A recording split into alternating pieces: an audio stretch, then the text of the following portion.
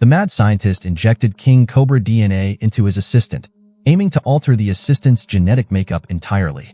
It didn't take long before shocking changes started to occur.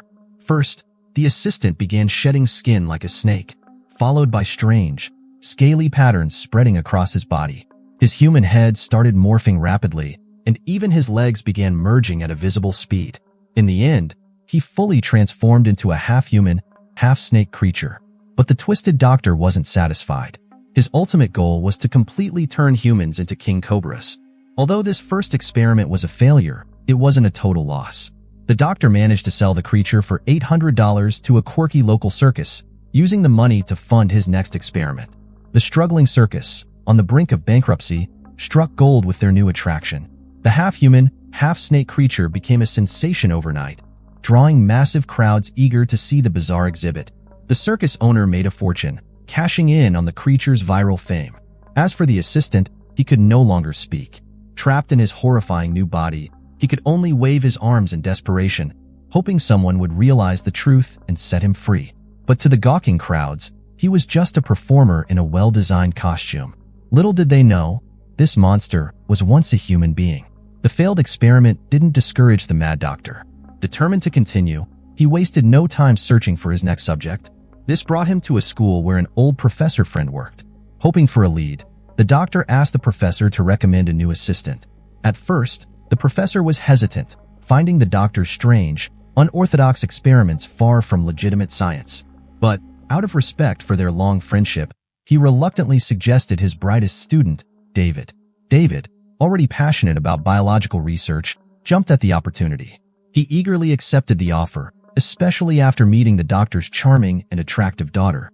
He thought to himself, this trip is already worth it. The doctor took David to his lab and proudly showed off his extensive collection of snakes. To ensure safety, he had categorized them based on toxicity using color-coded stickers: green for non-venomous, yellow for mildly venomous, and red for highly venomous. He assured David there was no need to worry. Each snake had a corresponding anti-venom ready for emergencies. To demonstrate, the doctor pulled out a highly venomous black forest cobra, marked with a red sticker. Right in front of David, he gave a step-by-step lesson on how to extract its venom.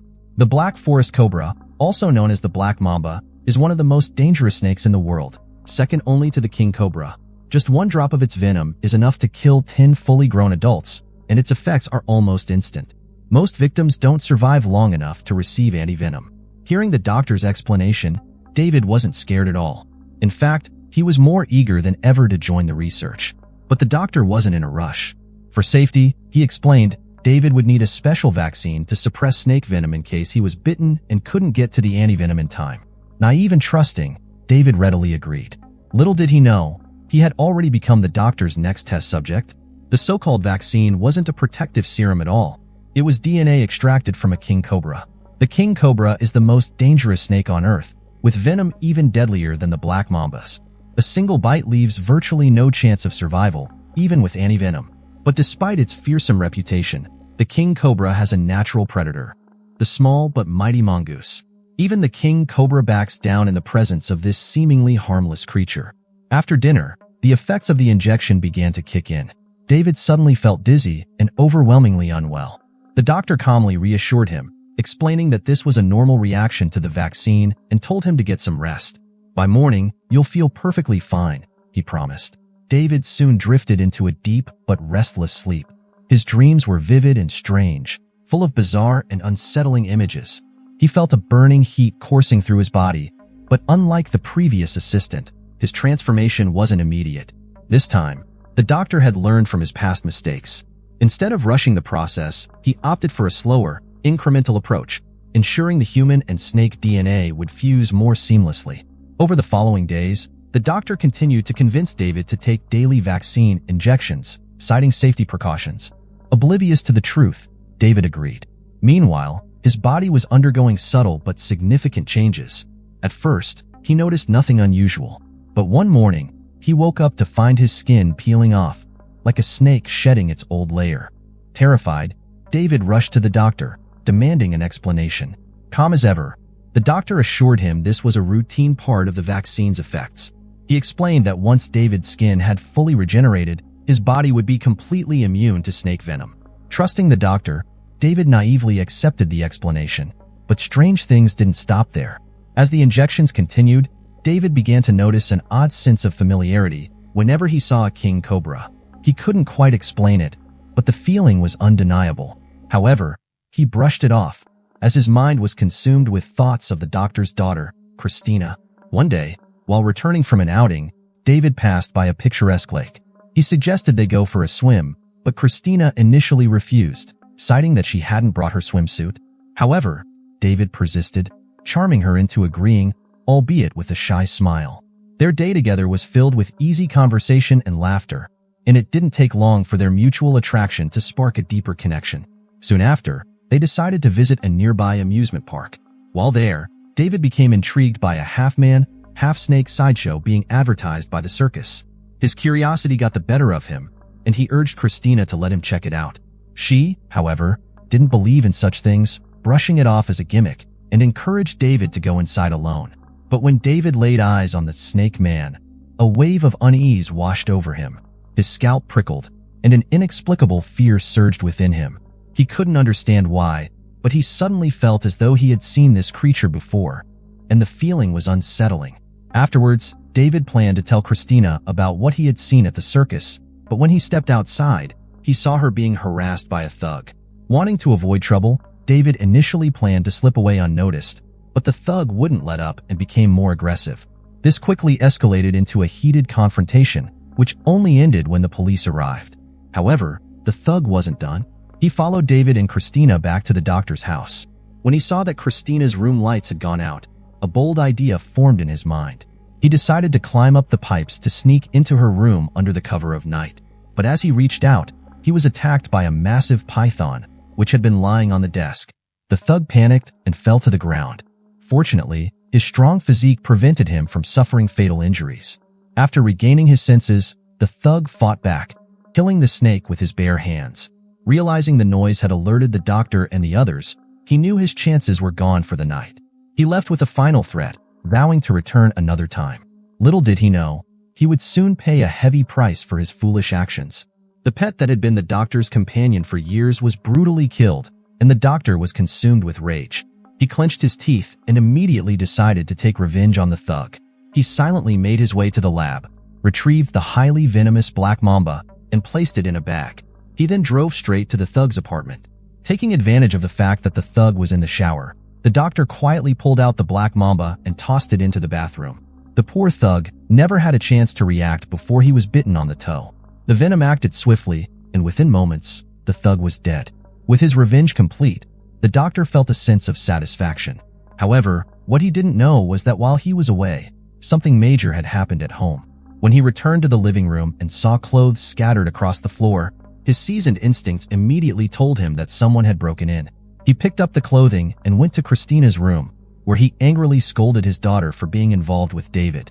He warned her that it could lead to terrible consequences, though Christina had no idea about the twisted experiments her father had been conducting. She couldn't understand why he was so angry, especially when she was in love with David. The father and daughter argued heatedly. The next morning, in order for his genetic experiments to proceed smoothly, the doctor told Christina that he was going on a business trip, hoping to finish the final phase of his work in her absence. Meanwhile, David had already started showing clear signs of mutation. Not only did he feel extremely cold all over, but his arms had also begun to sprout snake-like scales. The doctor, however, explained that this was just a rejection reaction from the vaccine and tricked David into drinking a mysterious potion that was supposed to alleviate the symptoms. Despite following the doctor's instructions, David didn't feel any better. In fact, his entire body began to ache intensely, as though all his internal organs were fusing together. Realizing something was seriously wrong, David tried to leave and get medical help, but the doctor would not allow it. At this point, the doctor no longer hid his true intentions. He forcibly injected David with the final dose of the vaccine. Meanwhile, Christina had arrived at the supposed business trip location, but the boss there claimed he had no dealings with the doctor recently. In their conversation, he mentioned the Snake Man exhibit at the circus, describing it as the strangest creature he had ever seen. At first, Christina didn't believe it, thinking it was just a scam by greedy merchants using a fake creature to trick people out of their money. But driven by curiosity, she couldn't resist and secretly sneaked into the circus late at night. However, when she saw the half-human, half-snake creature in the cage, Christina was horrified.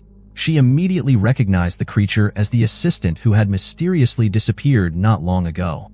Though she doesn't understand exactly what happened, she suspects her father is secretly conducting a terrifying experiment.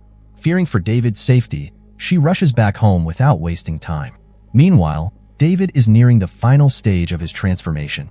His head slowly shrinks and morphs into a snake's head, while his feet begin to merge rapidly. Before long, under the eager gaze of the doctor, David's transformation is complete. He has become a full-fledged king cobra, the culmination of years of research. The doctor, thrilled beyond measure, prepares to test the creature's combat ability. Eager to prove his control over this new creation, he cleans up the massive snake and leads it outside, intending to demonstrate his power over it. But what the doctor doesn't realize is that David, now fully transformed, harbors a deep hatred for him. Seizing the opportunity when the doctor lets his guard down, David strikes swiftly, sinking his fangs into him. The doctor, unable to administer the antidote in time, is quickly overwhelmed by the venom, and within moments, he succumbs to the poison. When Christina rushes back home, she finds that her deranged father is already lifeless. Meanwhile, David, seeking revenge, is preparing to escape the laboratory, but he doesn't realize that he's being watched by a mongoose in the cage. The mongoose, a natural enemy of snakes, sees the king cobra, once terrifying to humans, as nothing more than a tasty meal. After a fierce battle, the already weakened David is no match for the mongoose, and his situation grows increasingly dire. When Christina arrives with the police, the mongoose has already bitten David to the brink of death. The story ends here.